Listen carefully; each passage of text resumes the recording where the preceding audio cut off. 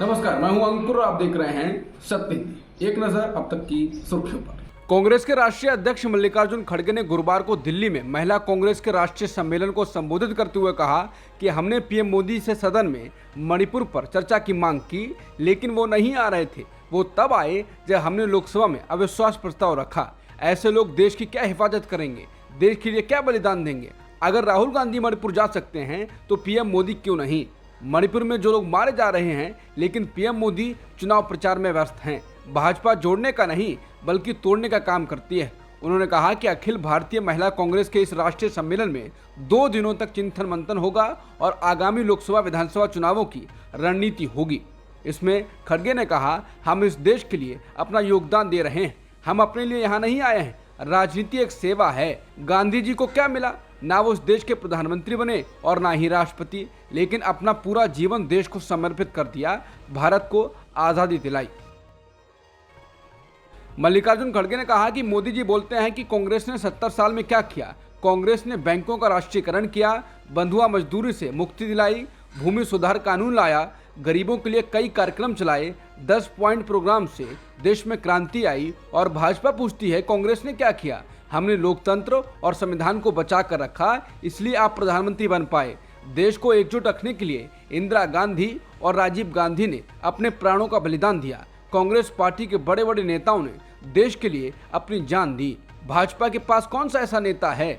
बता दें, 15 अगस्त को मोदी जी ने कहा था कि 2024 में भी लाल किले पर तिरंगा फहराएंगे। उन्होंने कहा कि मुझे लगता है वो तिरंगा तो जरूर फहराएंगे, लेकिन लाल किले पर नहीं, अपने घर पर फहराएंगे। अपने भतीजे अजित पवार के साथ मुलाकातों को लेकर बीजेपी से ऑफर मिलने के लगाए जा रहे कयासों के बीच शरद पवार ने गुरुवार को प्रधानमंत्री मोदी पर तीखा हमला किया। उन्होंने कहा कि प्रधानमंत्री मोदी मणिपुर नहीं गए और उन्होंने इसके बारे में बहुत कम समय के लिए ही बात की। उन्होंने ये भी आरोप लगाया कि पीएम मणिपुर की महिलाओं का दर्द नहीं समझते हैं। एनसीपी प्रमुख शरद पवार गुरुवार को महाराष्ट्र के बीड में एक रैली को संबोधित कर रहे थे। उन्होंने कहा, मणिपुर में समाज और गाँव के बीच विभाजन है, लोग एक दूसरे पर हमला कर रहे हैं, घर जलाए जा रहे हैं, महिलाओं को नग्न करके घुमाया जा रहा है, लेकिन इसके बावजूद भाजपा सरकार कुछ नहीं करती है। उन्होंने कहा कि कानून और व्यवस्था बनाए रखने का काम राज्य का है, मणिपुर में डबल इंजन सरकार है। महाराष्ट्र के बीड कस्बे में सभा को संबोधित करते हुए पूर्व सीएम शरद पवार ने पीएम मोदी के बयान पर निशाना साधा। उन्होंने कहा कि महाराष्ट्र के डिप्टी सीएम देवेंद्र फडणवीस के नक्शे कदम पर चलते हुए प्रधानमंत्री मोदी ने स्वतंत्रता दिवस के अपने भाषण में पुनः वापस आने की बात की। फडणवीस मुख्यमंत्री के रूप में नहीं लौटे, बल्कि एक निचले पद पर वापस आए हैं। कोई सोच सकता है कि वो यानी कि पीएम मोदी किस पद पर लौटेंगे? बता दें, स्वतंत्रता दिवस के मौके पर राष्ट्र को संबोधित करते हुए पीएम मोदी ने कहा था कि अगली बार 15 अगस्त को इसी लाल किले से मैं आपको देश की उपलब्धियां, आपके सामर्थ्य, आपके संकल्प, उसमें हुई प्रगति, उसकी सफलता और गौरव गान पूरे आत्मविश्वास के साथ आपके सामने प्रस्तुत करूंगा। मनसे अध्यक्ष राज ठाकरे ने प्रदेश में सत्तारूढ़ भाजपा पर जोरदार हमला बोला है। राज ठाकरे ने कहा कि भाजपा दूसरे दलों के नेताओं के कनपटी पर बंदूक रखकर अपनी पार्टी में शामिल कर रही है। भाजपा को दूसरे दलों के विधायकों को तोड़ने के बजाय खुद के दम पर पार्टी खड़ी करना सीखना चाहिए। बुधवार को राज ने पनवेल में वासुदेव बलवंत फड़के नाट्यगृह में आयोजित पार्टी के कार्यकर्ता सम्मेलन को संबोधित किया। उन्होंने कहा कि भाजपा को पहले दूसरे दलों के विधायकों को तोड़ने के बजाय अपने दम पर पार्टी को खड़ी करना सीखना चाहिए। उन्होंने कहा, भाजपा दूसरे दलों के नेताओं के कनपटी पर बंदूक रखकर अपने खेमे में लाती है, फिर ऐसे लोग छिपने के लिए गाड़ी में सोकर जाते हैं। राज का इशारा डिप्टी सीएम अजित पवार की ओर था। राज ने अजित के उस बयान की नकल भी की जिसमें अजित ने कोल्हापुर में एक पत्रकार के सवाल पर उल्टे उससे पूछा था कि आपको गाड़ी में दिखा था क्या? केरल में एक लोकप्रिय मॉल में बुर्का पहनकर महिलाओं के शौचालय में घुसने और अपने फोन से वीडियो बनाने के आरोप में 23 वर्षीय आईटी पेशेवर को गिरफ्तार किया गया है। कोच्चि के एक मॉल में खुद को एक महिला के रूप में छिपाने और महिलाओं के टॉयलेट के अंदर चोरी छुपे कैमरा लगाने के आरोप में पुलिस ने बुधवार को एक 23 वर्षीय व्यक्ति को गिरफ्तार किया। संदिग्ध की पहचान कन्नूर के अभिमन्यु के रूप में हुई है और वो कोच्चि इन्फोपाक में एक तकनीकी विशेषज्ञ के रूप में कार्यरत था, जिसे बाथरूम के पास सुरक्षा गार्डों ने संदेह के आधार पर पकड़ा था। नूह में हाल में हुई सांप्रदायिक झड़पों के आरोपी गौरक्षक राजकुमार उर्फ बिट्टू बजरंगी को गुरुवार को हरियाणा के नूह जिले की एक अदालत ने 14 दिन की न्यायिक हिरासत में भेज दिया है। बिट्टू को मंगलवार को हरियाणा पुलिस ने गिरफ्तार किया था। समाचार एजेंसी पीटीआई के मुताबिक बिट्टू बजरंगी उर्फ राजकुमार को गुरुवार को नूंह की अदालत में पेश किया गया, जहां से कोर्ट ने उन्हें 14 दिनों के लिए फरीदाबाद की नीमका जेल में भेज दिया। बिट्टू बजरंगी वही शख्स है जिसके नूंह में आयोजित जिलाभिषेक यात्रा से पहले कुछ वीडियो सोशल मीडिया पर वायरल हुए थे। इन वीडियो में वो भड़काऊ बातें करते हुए नजर आ रहा था। भारतीय क्रिकेट खिलाड़ी रविंद्र जडेजा की पत्नी रिबाबा जडेजा की गुरुवार को जामनगर की मेयर और सांसद के साथ तीखी कहासुनी का वीडियो सोशल मीडिया पर वायरल हो गया है। रिबाबा जडेजा जामनगर उत्तर विधानसभा सीट से बीजेपी विधायक हैं और उनका झगड़ा जिन दोनों नेताओं से हुआ वो भी बीजेपी की ही नेता हैं। इस वीडियो में रिबाबा जडेजा ऊंची आवाज में महिला सांसद पूनम मदाम और मेयर बीनाबेन से बात करते हुए औकात जैसे शब्दों का इस्तेमाल करती हुई दिखाई दे रही हैं। मीडिया में अपने बयानों के लिए स्पष्टीकरण देते हुए उन्होंने कहा कि जब कोई आपके सामने ऊंची आवाज में बोलता है तो आप स्वाभाविक रूप से अपमानित महसूस करते हैं, इसलिए मुझे अपना आत्मसम्मान बनाए रखने के लिए ऐसा करना पड़ा। टीचर करण सांगवान को अनअकैडमी ने नौकरी से निकाल दिया है, ऐसी खबर चल रही है। बता दें ये वही करण सांगवान है जिन्होंने अपने छात्रों को क्लास के दौरान कहा था कि अनपढ़ लोगों को वोट मत करना, जिसके बाद वो एक पार्टी के समर्थकों के निशाने पर आ गए थे। इसके बाद उनको निकाला गया तो ट्विटर पर टॉप 10 कर रहा है अनइंस्टॉल अनअकैडमी। लोगों का कहना है कि सांगवान के पढ़े लिखों को वोट देने से आखिर किसको खतरा होगा। इसके बाद अरविंद केजरीवाल ने भी ट्वीट कर कहा है कि क्या पढ़े लिखे लोगों को वोट देने की अपील करना अपराध है? यदि कोई अनपढ़ है, व्यक्तिगत तौर पर मैं उसका सम्मान करता हूं, लेकिन जनप्रतिनिधि अनपढ़ नहीं हो सकते। ये साइंस और टेक्नोलॉजी का ज़माना है। 21वीं सदी के आधुनिक भारत का निर्माण अनपढ़ जनप्रतिनिधि कभी नहीं कर सकते। ट्विटर पर अनअकैडमी को अनइंस्टॉल करने का ट्रेंड हो रहा है। इस बीच एक ट्वीट में विश्व हिंदू परिषद की सदस्य डॉक्टर प्राची साध्वी ने कहा है कि अनअकैडमी को अनइंस्टॉल करने की कोई ज़रूरत नहीं है। अनअकैडमी ने महान काम किया है। अनअकैडमी ने राष्ट्र विरोधी शिक्षक को निकाल दिया है। हालांकि लोगों का कहना है कि करण सांगवान को कथित तौर पर छात्रों से एक शिक्षित नेता के लिए वोट करने के लिए कहने के लिए अनअकैडमी द्वारा निकाल दिया गया। उन्होंने किसी का नाम भी नहीं लिया, लेकिन अनअकैडमी समझ गया कि वो किसके बारे में बात कर रहा था। शर्म की बात है। जम्मू कश्मीर के पूर्व मुख्यमंत्री और पीडीपी नेता महबूबा मुफ्ती ने गुरुवार को गुलाम नबी आज़ाद के भारत के सभी मुसलमान हिंदू ही हैं पर अपनी टिप्पणी दी है। समाचार एजेंसी पीटीआई से बात करते हुए उन्होंने कहा, मुझे नहीं पता कि आज़ाद साहब कितना पीछे चले गए, उन्हें अपने पूर्वजों के बारे में कितनी जानकारी है, मगर मैं उन्हें ज़रूर सलाह दूंगी कि अगर वो पीछे जाना चाहते हैं तो पीछे चले जाएं। हो सकता है कोई बंदर उन्हें पूर्वजों में मिल जाए। बता दें, गुलाम नबी आज़ाद ने कहा था कि इस्लाम तो आया ही है 1500 साल पहले। हिंदू धर्म बहुत पुराना है। बाहर से आए होंगे 10-20 लोग जो मुगलों की फौज में थे, बाकी सब तो हिंदू से ही कन्वर्ट हुए हैं मुसलमान हिंदुस्तान में। इसकी मिसाल हमारे कश्मीर में है। कश्मीर में कौन था? 600 साल पहले मुसलमान थे क्या? सब कश्मीरी पंडित थे। उत्तर प्रदेश में कांग्रेस ने लोकसभा चुनाव से पहले बड़ा दांव खेल दिया है। कांग्रेस ने पूर्व विधायक अजय राय को उत्तर प्रदेश कांग्रेस कमेटी का अध्यक्ष नियुक्त कर दिया है। वहीं कर्नाटक में जीत के बाद कांग्रेस ने रणदीप सिंह सुरजेवाला को मध्य प्रदेश का भी प्रभारी नियुक्त कर दिया है। यूपी के नए कांग्रेस अध्यक्ष अजय राय 2014 और 2019 में प्रधानमंत्री मोदी के खिलाफ वाराणसी से लोकसभा चुनाव लड़ चुके हैं। अजय राय अब तक 5 बार विधायक बन चुके हैं। 3 बार उन्होंने बीजेपी के टिकट पर ही चुनाव जीता है, जबकि 2 बार कांग्रेस के टिकट पर विधायक बने हैं। बता दें, सुरजेवाला कर्नाटक के प्रभारी थे।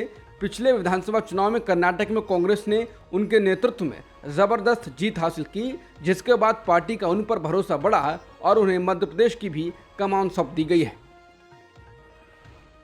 चुनाव आयोग ने अभी तक विधानसभा चुनाव के लिए तारीखों का ऐलान भी नहीं किया है और बीजेपी ने 2 राज्यों में अपने उम्मीदवारों की पहली सूची जारी कर दी है। भाजपा नेतृत्व द्वारा चुनावी रणनीति पर चर्चा किए जाने के कुछ दिनों के अंदर ही पार्टी ने छत्तीसगढ़ और मध्य प्रदेश के लिए उम्मीदवारों की पहली सूची जारी कर दी है। इसने 90 सीटों वाली छत्तीसगढ़ विधानसभा के लिए पहली सूची में 21 उम्मीदवारों के नाम घोषित किए हैं, जबकि 230 सीट वाली मध्य प्रदेश विधानसभा के लिए 39 नामों की घोषणा की है। इन दोनों राज्यों में इस साल के अंत में विधानसभा चुनाव होने हैं। दोनों ही राज्यों में कड़ी प्रतिस्पर्धा होने की संभावना है। मध्य प्रदेश और छत्तीसगढ़ के अलावा राजस्थान, तेलंगाना और मिजोरम के चुनाव भी होने हैं, लेकिन उम्मीदवारों की पहली सूची मध्य प्रदेश और छत्तीसगढ़ के लिए जारी की गई है।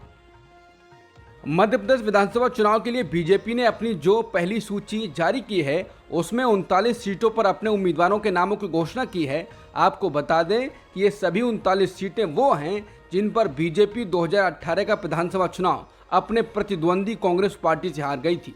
बीजेपी ने सबसे पहले टिकट वितरण करने के लिए उन 39 सीटों को ही चुना जिनको बीजेपी ने 2018 में गंवा दिया था। इनमें से लगभग सभी सीटों पर कांग्रेस का कब्जा है। कई सीटें ऐसी भी हैं जिन पर बीजेपी 2 या उससे अधिक बार से लगातार चुनाव हारती आ रही है। बीजेपी की इस लिस्ट में बुंदेलखंड के छतरपुर, बंडा, गुनौर, महाराजपुर और पथरिया विधानसभा सीट पर उम्मीदवारों की घोषणा भी की गई है, जिसके छतरपुर से पूर्व मंत्री ललिता यादव, पथरिया से लखन पटेल, महाराजपुर विधानसभा से कामाख्या प्रताप सिंह, गुनौर से राजेश वर्मा और बंडा से वीरेंद्र लंबरदार को मौका दिया गया है। आपको बता दें, इन पांचों ही सीटों को पिछले विधानसभा चुनाव के दौरान बीजेपी से छीनकर कांग्रेस ने अपने पाले में ले लिया था। हिमाचल प्रदेश के मुख्यमंत्री सुखविंदर सिंह सुक्खू ने गुरुवार को बिहारी राज मिस्त्रियों पर दिए अपने विवादित बयान पर स्पष्टीकरण दिया है। उन्होंने कहा था कि माइग्रेंट आर्किटेक्ट, जिन्हें मैं बिहारी आर्किटेक्ट कहता हूं, यहां आते हैं और एक के ऊपर एक मंजिल चढ़ाते चले जाते हैं। हमारे यहाँ स्थानीय राजमिस्त्री नहीं है। सुक्खू की ओर से यह बयान एक ऐसे समय पर आया जब प्रदेश में भूस्खलन की वजह से घर गिरने के डरावने वीडियो सामने आए। समाचार एजेंसी पीटीआई के मुताबिक इस बयान पर विवाद खड़ा होने के बाद उन्होंने स्पष्टीकरण दिया है। उन्होंने कहा, मैंने ऐसी कोई बात नहीं कही है। बिहार के लोग भी यहाँ फंसे हुए हैं। मैंने उन्हें हेलीकॉप्टर के जरिए सुरक्षित स्थानों पर पहुँचाया है। कम से कम 200 बिहारी लोग यहाँ फंसे हुए हैं। वो हमारे भाई जैसे हैं। उन्होंने कहा, ये स्ट्रक्चरल इंजीनियरिंग का दोष है, वो तो सिर्फ मजदूर हैं। बीजेपी ने गुरुवार को राजस्थान चुनाव को ध्यान में रखकर 2 चुनाव समितियां गठित करने की घोषणा की है, लेकिन इन दोनों समितियों में शीर्ष बीजेपी नेता और पूर्व मुख्यमंत्री वसुंधरा राजे को जगह नहीं दी गई है। समाचार एजेंसी पीटीआई के मुताबिक पीटीआई अध्यक्ष जेपी नड्डा की ओर से बनाई गई इन समितियों में से एक समिति चुनाव प्रबंधन का काम संभालेगी, वहीं दूसरी समिति चुनाव के घोषणा पत्र को तैयार करने पर काम करेगी। चुनाव प्रबंधन को ध्यान में रखकर बनाई गई 21 सदस्यीय समिति का नेतृत्व पूर्व सांसद नारायण पंचारिया करेंगे। वहीं चुनाव घोषणा पत्र के लिए बनाई गई समिति का नेतृत्व केंद्रीय मंत्री अर्जुन मेघवाल करेंगे। दोनों समितियों से वसुंधरा राजे को बाहर रखने के बाद राजेश पर चर्चा शुरू हो गई है। बीजेपी ने राजस्थान विधानसभा चुनाव को ध्यान में रखकर बनाई गई समितियों में वसुंधरा राजे को शामिल न करने पर स्पष्टीकरण दिया। केंद्रीय संसदीय कार्य मंत्री प्रहलाद जोशी ने कहा है कि वसुंधरा राजे बहुत ही वरिष्ठ नेता हैं। उन्हें कई कार्यक्रमों में शामिल किया गया है और भविष्य में भी ऐसा करते रहेंगे। हालांकि इसके अलावा और कुछ नहीं कहा गया। बता दें, राजस्थान को लेकर राजनीतिक विशेषज्ञों और सर्वे में भी वसुंधरा राजे को सीएम पद का उम्मीदवार बनाने की बात कही जा रही थी। अशोका यूनिवर्सिटी में अर्थशास्त्र के प्रोफेसर सब्यसाची दास के एक रिसर्च पेपर को लेकर शुरू हुआ विवाद थमता नजर नहीं आ रहा है। दास के इस्तीफे के बाद अब यूनिवर्सिटी का राजनीतिक विज्ञान विभाग उनके साथ खड़ा होता दिख रहा है। इससे पहले एक अन्य प्रोफेसर ने भी सब्यसाची दास के समर्थन में इस्तीफा दे दिया था। अशोका यूनिवर्सिटी में प्रोफेसर इलियान ए ने सोशल मीडिया प्लेटफॉर्म ट्विटर पर इंटरनल मेल का एक स्क्रीनशॉट शेयर करते हुए लिखा है, राजनीति विज्ञान विभाग का अशोका यूनिवर्सिटी में शैक्षणिक आज़ादी को लेकर बयान। इस ईमेल में लिखा है, राजनीति विज्ञान विभाग एकजुटता के साथ प्रोफेसर सब्यसाची दास के साथ खड़ा है। प्रोफेसर दास ने अर्थशास्त्र विभाग से इसलिए इस्तीफा दिया क्योंकि यूनिवर्सिटी ने खुद को उनके काम से अलग कर लिया। साथ ही उनके रिसर्च पेपर पर जांच कराने का फैसला लिया गया। हम चाहते हैं कि दास के इस्तीफे और यूनिवर्सिटी की ओर से उनका इस्तीफा मंजूर करने पर दिखाई गई जल्दबाजी के पीछे की वजहों को सामने लाया जाए। बता दें, हरियाणा के सोनीपत में अशोका यूनिवर्सिटी में अर्थशास्त्र के पूर्व असिस्टेंट प्रोफेसर सब्यसाची दास ने एक पेपर लिखा जिसका शीर्षक democratic backsliding in the world's largest democracy है। ये पेपर अब तक प्रकाशित नहीं किया गया है। इस शोध पत्र में साल 2019 के आम चुनावों से जुड़े आंकड़ों का अध्ययन किया गया है। शोध पत्र में 2019 के आम चुनाव में भाजपा द्वारा वोट में संभावित हेरफेर का संकेत दिया गया है। पेपर मुख्य रूप से चुनाव में हेरफेर की परिकल्पना के पक्ष में सबूतों की खोज करता है। यह भी तर्क देता है कि हेरफेर बूथ स्तर पर स्थानीय है। इसने कहा है कि इसका अर्थ यह है कि हेरफेर उन निर्वाचन क्षेत्रों में केंद्रित हो सकता है, जहां बड़ी संख्या में पर्यवेक्षक हैं जो बीजेपी शासित राज्य के राज्य सिविल सेवा अधिकारी हैं। इसरो ने कहा है कि चंद्रयान 3 का लैंडर विक्रम सफलतापूर्वक अंतरिक्षयान से अलग हो गया है और अब 23 अगस्त को चंद्रमा पर उतरने की उम्मीद है। इसरो ने एक ट्वीट में कहा है, एलएम को प्रोपल्शन मॉड्यूल से सफलतापूर्वक अलग कर दिया गया है। एलएम कल के लिए योजनाबद्ध डीबूस्टिंग पर थोड़ी निचली कक्षा में उतरने के लिए तैयार है। अलग होने के बाद लैंडर को डीबूस्ट से गुजरने की उम्मीद है ताकि इसे एक ऐसी कक्षा में स्थापित किया जा सके जहां पेरिल्यून 30 किलोमीटर और अपोल्यून 100 किलोमीटर है। इसने कहा है, इस कक्षा से 23 अगस्त को चंद्रमा के दक्षिणी ध्रुवीय क्षेत्र पर सॉफ्ट लैंडिंग का प्रयास किया जाएगा। अब तक की खबरों में इतना ही। बाकी खबरों के लिए बने रहिए सत्यहिंदी.com के साथ।